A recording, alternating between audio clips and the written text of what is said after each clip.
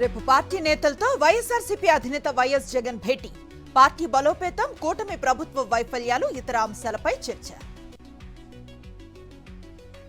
కూటమి పాలనలో దళారీ వ్యవస్థ పెరిగింది. రైతులను ప్రభుత్వం పట్టించుకోవటం లేదన్న మాజీ మంత్రి కారుమూరి.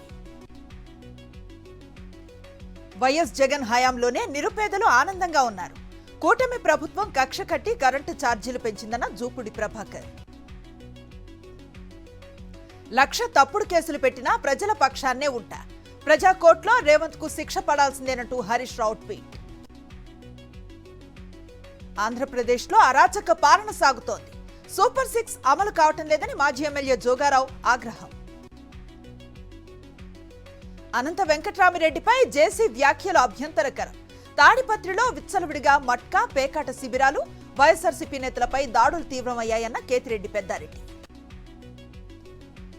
ఆంధ్ర నుంచి తెలంగాణకు జోరుగా ఇసుక అక్రమ రవాణా. ఎలాంటి అనుమతులు లేకుండా ఇసుక తరలింపు, అధికారుల తీరుపై అనుమానాలు.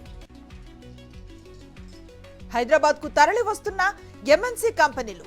బిల్డ్ నౌ యాప్ ను అందుబాటులోకి తెచ్చిన మంత్రి శ్రీధర్ బాబు. హైదరాబాద్ అక్రమ నిర్మాణాలపై హైడ్రా యాక్షన్. బడంగ్పేట్, అల్మాస్గూడలో ఆక్రమణల కూల్చివేత. వెంకటేశ్వర కాలనీలో కబ్జాదారులకు చెక్ పెట్టిన హైడ్రా. గ్రామాల అభివృద్ధి కాంగ్రెస్ తోనే సాధ్యం. బీఆర్ఎస్ వైఫల్యాలను కడిగి పారేసిన ఎమ్మెల్యే సుదర్శన్. పెద్దపల్లి జిల్లా రామగుండం సింగరేణిలో విషాదం. ఇసుక బంకర్లో పడి హెడ్ ఓనర్ సత్యనారాయణ దుర్మరణం. సంఘటనా స్థలాన్ని పరిశీలించిన ఎమ్మెల్యే రాజ్ ఠాకూర్ మక్కన్ సింగ్.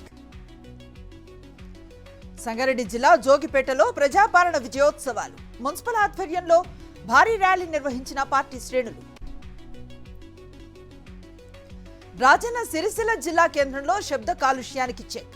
భారీ సౌండ్లు చేసే సైలెన్సర్లను ధ్వంసం చేసిన పోలీసులు. భద్రాద్రి కొత్తగూడెం జిల్లా దమ్ముగూడెంలో భారీ ర్యాలీ. మావోయిస్టులకు వ్యతిరేకంగా దళిత, గిరిజన సంఘాల ధర్నా.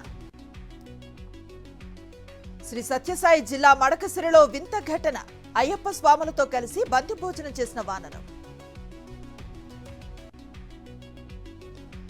తాజ్ మహల్ కు బాంబు బెదిరింపు మెయిల్స్. అప్రమత్తమైన భద్రతా సిబ్బంది సెర్చ్ ఆపరేషన్ మొదలుపెట్టిన పోలీసులు.